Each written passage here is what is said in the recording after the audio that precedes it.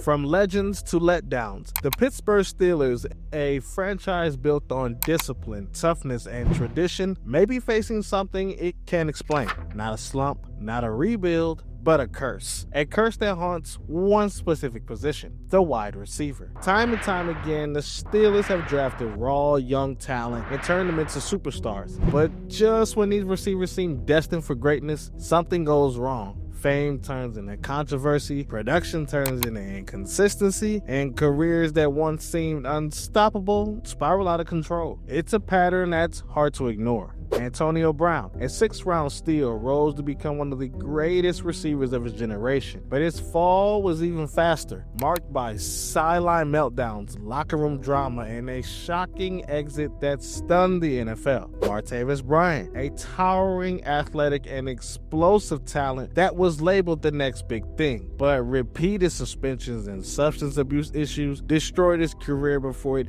ever truly peaked. JuJu Smith-Schuster brought energy and charisma, becoming a fan favorite, but his social media antics drew criticism, and as his performance dipped, his exit felt more like a quiet surrender than a hero send-off. Then came Chase Claypool, nicknamed Mapletron, for his physical resemblance to Calvin Johnson, a rookie sensation, a viral star, but within 2 seasons, the flash was gone, traded away, and labeled a distraction.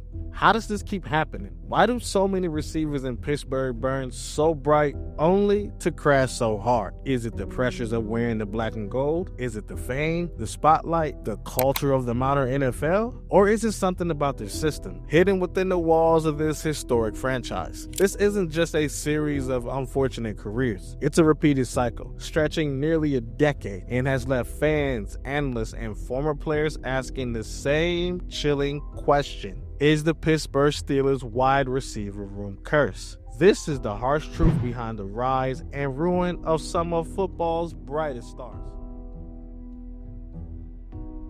Before the curse, there was greatness, a legacy built not on flash, but on grit, precision, and championship glory. The Pittsburgh Steelers didn't just produce wide receivers, they forged icons. In the 1970s, it was Lynn Swann and John Stallworth. Swann, with a ballad-like grace, made catches that defy physics. His fingertip grabs in Super Bowl X became the stuff of legend. Stallworth, strong and smooth, was the perfect complement, reliable, intelligent, and fearless across the middle. Together, they helped the Steelers win 4 Super Bowls, cementing the team as an NFL dynasty. Then came Hines Ward, a new era, a new identity. Tougher than most linebackers, Ward was known for his crushing blocks, clutch catches, and unshakable leadership. Drafted in the 3rd round, overlooked by many, he became the heart of the Steelers offense and the MVP of Super Bowl 40. There was no diva, no drama, just football. That was the Pittsburgh Steelers way. Over the decades, the Steelers quietly became a factory for wide receiver talent. Not flashy first-round picks, but mid to late-round gems. Scouting excellence, turning unknown names into household stars. Time and time again, Pittsburgh found value where others just didn't look.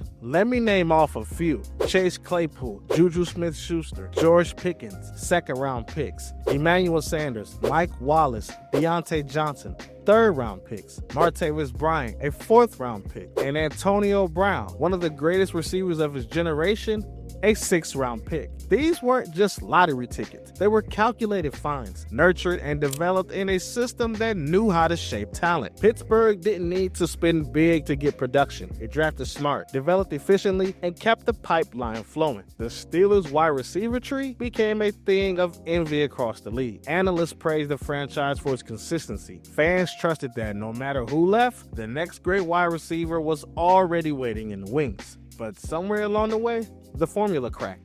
The names kept coming, but the endings grew darker. The same system that once built legends began producing stars who couldn't stay grounded. And the wide receiver position, once a pillar of stability, became a revolving door of talent, drama, and disappointment. So that begs the question, what changed?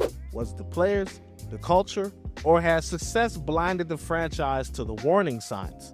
Before we answer those questions, we have to revisit the turning point in this whole situation.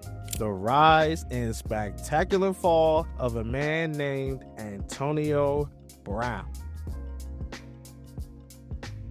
In the 6th round of the 2010 NFL Draft, with the 195th overall pick, the Pittsburgh Steelers took a chance on a little-known receiver named Antonio Brown. At the time, he wasn't a prospect to build a franchise around. He was just a name on a long list of hopefuls. But what Pittsburgh found that day wasn't just a hidden gem. It was a generational talent, and eventually a ticking time bomb. Brown exploded onto the NFL scene with electrifying speed, precise route running, and unmatched work ethic. He wasn't the biggest or the fastest, but he was relentless. Every practice, every rep, every route, he demanded greatness from himself. By 2018, he was a superstar. 7 Pro Bowl selections, 4 first-team All-Pros, over 1,800 yards in a single season. At his peak, no one could guard him. Defenders doubled him, cornerbacks feared him, fantasy owners worshipped him. He wasn't just the best receiver in Pittsburgh, he was arguably the best in all of football. But as the numbers climbed, so did his ego. What started as quiet confidence became something much louder and much harder to control. In the locker room, Antonio Brown's presence grew complicated. Teammates respected his talent but questioned his leadership. There were sideline tantrums, shouting matches with coaches, skipped practice, and cryptic tweets aimed at teammates and staff. Then came the infamous Facebook Live incident. Brown streamed a private post-game speech from head coach Mike Tomlin, breaking locker room protocol and igniting a media firestorm. It wasn't just a mistake. It was a betrayal of team culture. And then, the unraveling. In 2018, immense rumors of growing tension with quarterback Ben Roethlisberger. Brown skipped practices, clashed with coaches, and ultimately sat out the team's final game. He was benched, not injured, benched. This is Antonio Brown, the star wide receiver. But the Steelers, known for their stability and loyalty, had seen enough. They traded their all-pro receiver to the Raiders for a 3rd and a 5th round pick. Stunning value for a player of his caliber. But by then, Pittsburgh wasn't bargaining for points. They were bargaining for peace. What followed that was pure chaos. Brown never played a down for the Raiders. A helmet dispute, bizarre behavior, and explosive social media rants ended his tenure before it even began. Then came New England. 1 game. Then a release over legal allegations. Then came Tampa Bay. A Super Bowl ring, but also fake vaccine cards, sideline meltdowns, and a shirtless exit that would go viral around the world. Antonio Brown had gone from a 6th round miracle to a global spectacle of what could have been. His downfall wasn't just personal. It left a scar on the Steelers. His behavior fueled national headlines and fractured the locker room. It exposed cracks in Pittsburgh's culture, ones that have been covered by touchdowns and trophies. Brown's rise made the Steelers believe they had a magic touch. His fall reminded them brilliance without balance is dangerous, and it was only the beginning. If Antonio Brown was the engine of the Steelers' offense, Martavis Bryant was the missile. Tall, explosive, unstoppable when locked in. Drafted in the 4th round of the 2014 NFL Draft out of Clemson, Bryant brought something to Pittsburgh the team hadn't seen in years. A 6'4" vertical threat who could stretch the field and take the top off of any defense. In his first 10 games, he racked up 8 touchdowns. He didn't just make plays, he made them look effortless. Smooth as stride, quick off the line, dangerous with the ball in his hands. Steelers fans started to believe they had their next megastar. But behind the highlight reels, Bryant was fighting a different kind of battle, one the cameras couldn't capture. In 2015, he was suspended 4 games for violating the NFL's substance abuse policy. He returned with a vengeance, making spectacular catches and posting over 750 yards in just 11 games. But the warning signs had already surfaced. Then came the blow that literally shook his career. In 2016, the league handed him a year-long suspension for repeated violations. Bryant wasn't just off the field, he was off the radar. No practices, no team, no structure. He later admitted to struggling with depression and marijuana dependency, describing a spiral he couldn't escape from. He worked hard to return in 2017, and the Steelers welcomed him back, but something was different. the burst wasn't the same. The confidence had wavered. He clashed with coaches. He complained publicly about his role. He even demanded a trade. The final straw came quietly in 2018 when Pittsburgh traded him to the Raiders, ironically. Later that year, he was suspended indefinitely by the NFL again for another violation. Now another setback. The league's policies were strict, and for Bryant, there was no margin for error. His potential, limitless, but his career cut short by demons he never truly outran. Martavis Bryant was supposed to be the future. Instead, he became another cautionary tale. He wasn't selfish. He wasn't a diva, he was vulnerable. And in a league with little patience for personal struggle, that vulnerability literally cost him everything. For the Steelers, it was another gut punch. A second elite receiver lost, not to injury or to age, but to inner battles that couldn't be coached away. And the curse quietly grew stronger. When JuJu Smith-Schuster arrived in Pittsburgh as a second-round pick in 2017, he brought a refreshing energy to a franchise still reeling from off-field drama. At just 20 years old, he was the youngest player in the NFL, but he played with the confidence and charisma of a veteran. Instantly likable, JuJu was everything fans wanted: productive, passionate, and most importantly, drama-free. His rookie year saw him rack up over 900 receiving yards and 7 touchdowns, quickly establishing himself as a rising star. In 2018, JuJu's breakout was undeniable. With Antonio Brown drawing double coverage, JuJu exploded for 1,426 yards and another 7 touchdowns, earning Pro Bowl honors and the team's MVP award, voted on by his teammates. Fans fell in love with his playful spirit, quirky celebrations, and connection to Pittsburgh's culture. He rode a bike to practice, danced in the locker room, then even became known for gaming and YouTube vlogs. JuJu wasn't just a football player, he was a brand, and in the new digital age of the NFL, that in itself made him stand out. But the same charm that wore over fans also opened the door for criticism. As his popularity on TikTok and Instagram continued to grow, some questioned whether JuJu's priorities had shifted. Dancing on opposing teams' logos before games became a routine until it backfired. Opponents began using his antics as fuel. When losses piled up and his production dipped, fans and analysts started to turn. Was JuJu more focused on building his brand than his game?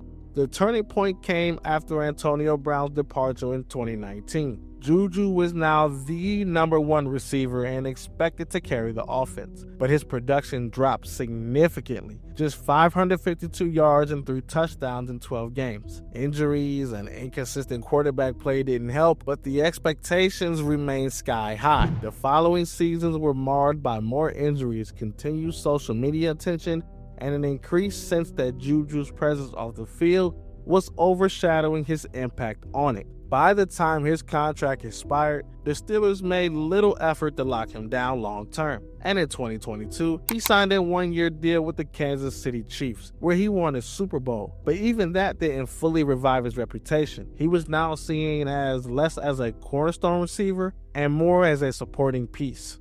JuJu's time in Pittsburgh was a tale of 2 careers. On one hand, he was a lovable figure who connected with fans in a way very few players ever have. On the other, he became a symbol of the modern NFL's distraction-prone culture, where branding, fame, and social media presence often blur the lines within football commitment.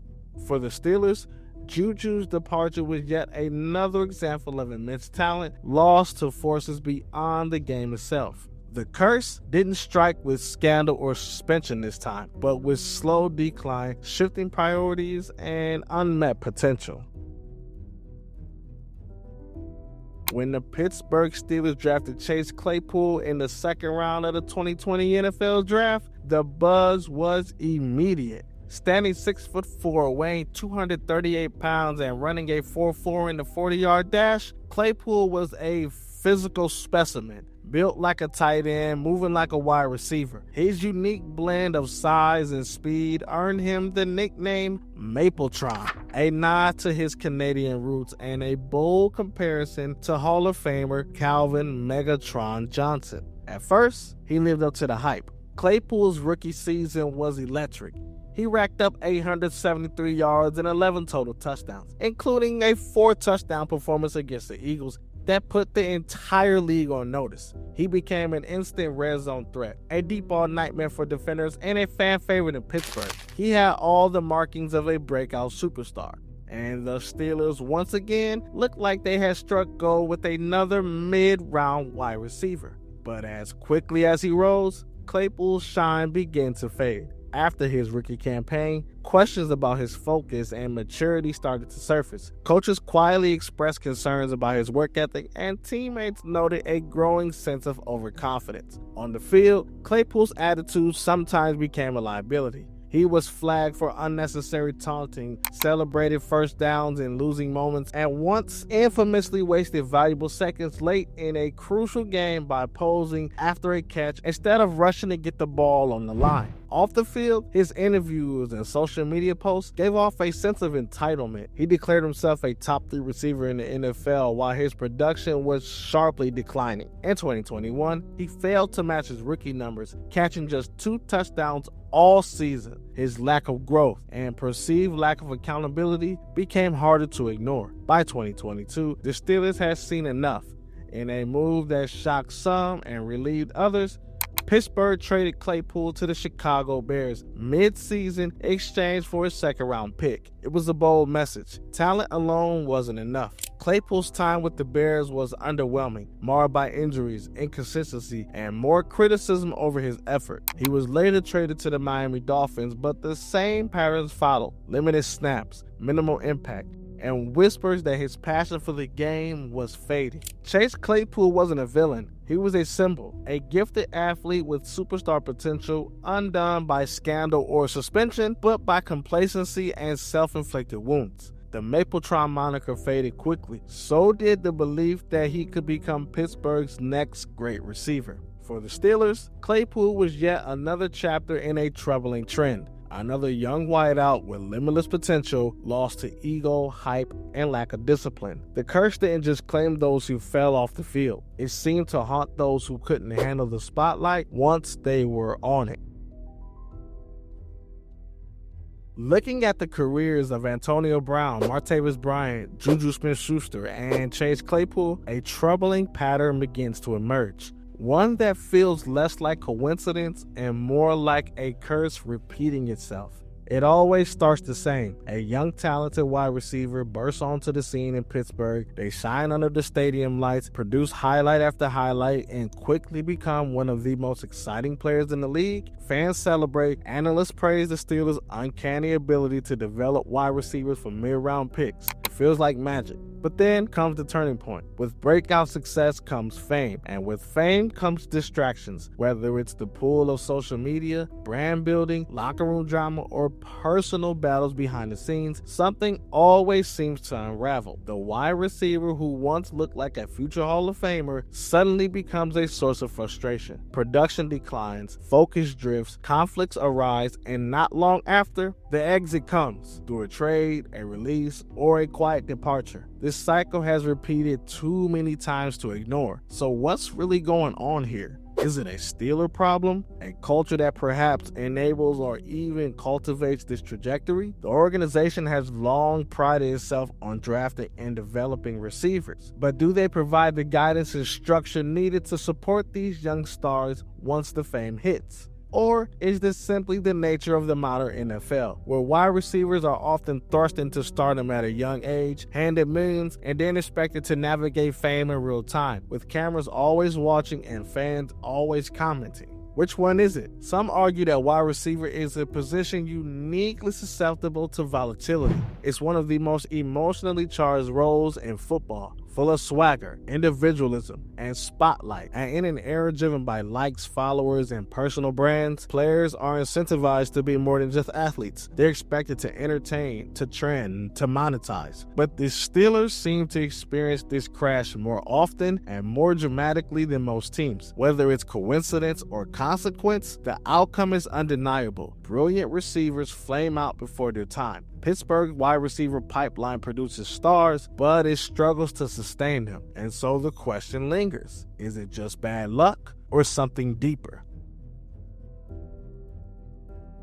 Being a wide receiver in Pittsburgh isn't just about running routes and catching passes. It's about stepping into a legacy from Lynn Swann to Hines Ward. The bar has always been set high. When a new star emerges, the city leans in, hopeful for the next chapter in a long line of greatness. But that weight, the legacy, the expectations, the spotlight can be crushing for young players, especially those barely out of college. Becoming the wide receiver one in Pittsburgh means carrying not just the ball, but the burden of history. And in today's social media era, that pressure is amplified. Fame no longer comes in waves, it comes in surges, driven by viral clips, Instagram likes, and TikTok trends. The modern NFL wide receiver isn't just a football player. They're an influencer, a brand, a business. Every touchdown is content. Every misstep is a headline. And for a player in a football-obsessed city like Pittsburgh, there's nowhere to hide. The scrutiny is relentless, and the line between performance and persona often blurs. In that kind of environment, ego becomes both armor and enemy. To survive the criticism and the chaos, players often build themselves up publicly, but that same bravado can damage locker room chemistry. Leadership becomes complicated. Veteran players may clash with rising stars who are more focused on endorsements than execution. Coaches may struggle to maintain unity when social media narratives bleed into team dynamics. What was once a close-knit room turns cold, trust erodes, and the on-field production suffers. This isn't just a football issue, it's a psychological challenge. Fame alters behavior. It magnifies confidence into arrogance, turns fun into distraction, and turns criticism into conflict.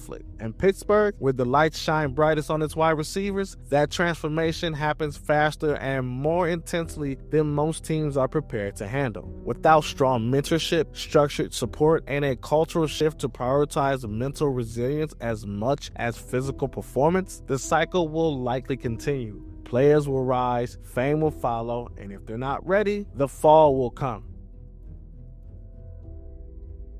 While individual personalities and outside influences have played a major role in the downfall of many Steelers wide receivers, there's another layer to this so-called curse: the organization itself. The Pittsburgh Steelers are widely respected as one of the NFL's most stable franchises, with a tradition rooted in consistency, loyalty, and patience. But when it comes to their wide receivers, has that very structure, one that's praised across the league, unknowingly created the conditions for collapse. Under head coach Mike Tomlin, the Steelers have embraced a player-friendly culture, one that empowers athletes, gives them space to express themselves, and avoids heavy-handed discipline unless absolutely necessary. Tomlin, known for his emotional intelligence and locker room control, has earned the respect of many former players. But critics argue that this freedom, particularly for young, untested stars, can lead to a lack of accountability. When Antonio Brown's behavior started to spiral, when Martavis Bryant struggled with substance issues, and when JuJu and Claypool leaned too heavily into their off-field personas, was there enough structure to reel them back in? Another glaring issue has been the absence of a strong veteran leadership at the wide receiver position. Since Hines Ward retired, the team has lacked a stable, experienced voice in the wide receiver room. Someone who not only leads by example on the field, but sets the tone off it. Without that mentor figure, the younger players are left to navigate fame, pressure, and responsibility largely on their own. Talented as they may be, many lack the maturity or support system to handle that spotlight without stumbling. From a front office standpoint, Pittsburgh's reputation for drafting wide receivers has become something of a double-edged sword. The franchise has grown so confident in its ability to find the next big thing that it may undervalue long-term development and discipline. When one star fades or flames out, another draft pick quickly steps into the spotlight. It's an efficient model, but perhaps not a sustainable one. Talent is replaceable. Culture is not. Ultimately, the curse of Steelers wide receivers may not just be about ego, fame, or bad luck. It could also be a systemic issue rooted in the very philosophies that have defined the franchise for decades. The front office and coaching staff excel at identifying athletic gifts, but may need to reevaluate how they nurture character, enforce discipline, and build leadership from within. As the Steelers look toward the future of their wide receiving core, the landscape has already shifted dramatically. George Pickens and Diontae Johnson, once bright hopes in Pittsburgh's long-running search for elite wide receivers, are no longer even part of the team. Both players have been moved. Johnson traded to the Carolina Panthers in March of 2024, where he was then traded to the Ravens in Week 9 of that same season. Johnson was then released less than 2 months later after refusing to go into a game against the Philadelphia Eagles. He was eventually picked up by the Texans, but only lasted 2 games before being released once again. He now plays for the Cleveland Browns. And Pickens is now a member of the Dallas Cowboys, as he was traded for a 3rd and 5th round pick, marking the end of an era and raising new questions about the Steelers' ability to retain and develop star talent. Let's talk Diontae Johnson. He showed flashes of brilliance with sharp route running and reliable hands, earning a Pro Bowl nod in 2021 and consistently leading the team in targets. Yet, inconsistencies and mental lapses linger with frustrations and sometimes visible on the field. And then there's George Pickens, known for his jaw-dropping catches and raw physical talent, struggled with emotional control and sometimes volatile temperament. Both players embodied the hope of breaking the so-called Steelers wide receiver curse. Yet, ultimately, their departures felt like another chapter in the ongoing saga of Pittsburgh's challenges of sustaining star receivers. Enter DK Metcalf, the latest beacon of hope for the Steelers' receiving future. Acquired in a blockbuster trade in March of 2025, Metcalf arrives with a reputation as one of the NFL's most physically dominant wideouts. Standing 6'4", weighing 230 pounds, with rare speed and explosive power, Metcalf offers a different dimension, an already proven elite-level playmaker with the ability to intimidate defenses and serve as a reliable wide receiver 1. But Metcalf's arrival also brings its own set of questions. Known for his fierce competitiveness and strong personality, he has sometimes been a lightning rod for controversy and intense media scrutiny. The challenge for Pittsburgh is clear. Can the organization provide the structure, support, and leadership necessary to harness Metcalf's talents while helping him avoid the pitfalls that have derailed past Steelers receivers? The future of the Steelers receiving core is now anchored on this new dynamic. The lessons from the past demand more than just raw talent scouting. They call for cultivating emotional maturity, accountability, and resilience. Whether DK Metcalf becomes a player who finally breaks the curse or falls victim to the pressures that have undone so many before remains to be seen. One thing is certain: the eyes of Pittsburgh and the NFL will be watching closely as the saga continues. The story of the Steelers wide receivers is one of brilliance and heartbreak, of talent unearthed and potential left unfulfilled. But if there's one thing Pittsburgh has always done well, it's learn from its past. The so-called wide receiver curse isn't just about bad luck or individual missteps. It's a mirror reflecting more deeper truths. How fame can distort priorities, how unchecked ego can fracture teams, and how even the most talented of players need guidance beyond the playbook. To break the curse, the Steelers must evolve, not only in how they find talent, but in how they nurture it. It starts with leadership. For too long, the wide receiver room has lacked a consistent veteran presence. Figures like Hines Ward, who didn't just catch passes, but set the tone for what it meant to be a Steeler. Tough, selfless, reliable. The team must prioritize mentorship, whether by retaining seasoned players or instilling those values through coaching and culture. Young receivers must know from day one, greatness in Pittsburgh isn't measured by only in stats. It's defined by loyalty, discipline, and longevity. Accountability must also take center stage. Mike Tomlin's player-first philosophy has won admiration across the league. I, for one, think Mike Tomlin is a top 5 to top 10 coach in the NFL. But accountability must be balanced with firm standards. When star receivers go off script, the organization needs to act swiftly and decisively, not to punish, but to protect. Protect the team, protect the locker room, protect the legacy. Emotional intelligence, not just physical ability, must be part of the developmental process. Most importantly, the Steelers must redefine what success looks like at the wide receiver position. Highlight reels are exciting, but consistency wins championships. Pittsburgh doesn't need the flashiest wide receivers in the league. They need the most dependable, those who rise in silence and deliver in the clutch year after year.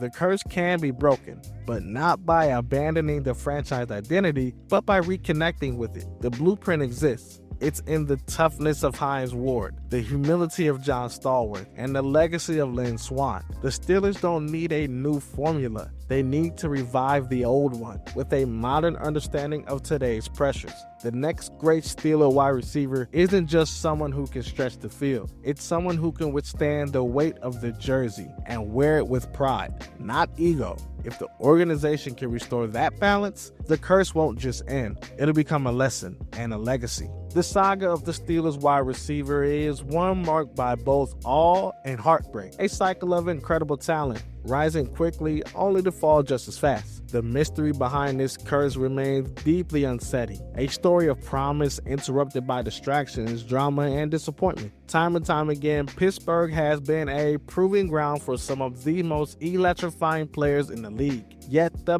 pattern of rise and fall cast a long shadow over the franchise's proud legacy. As fans, analysts, and the team itself continue to search for answers, one question lingers above all. Is this truly a curse? Or is this simply the harsh reality of what it means to be a wide receiver in the modern NFL? An era dominated by instant fame, social media pressures, and the complex demands placed on young athletes. The truth may lie somewhere in the middle. But whatever the cause, the Steelers wide receiver story remains a cautionary tale. One of brilliance tested by the weight of expectations and the challenges of stardom. So as the next generation steps onto the field, Pittsburgh and its fans can only watch and wonder, will the curse continue? Or has the time finally come to break free? If you enjoyed this deep dive, don't forget to subscribe for more documentaries and NFL insights. What do you think? Is it a curse? Is it bad luck? Or just the reality of modern NFL stardom?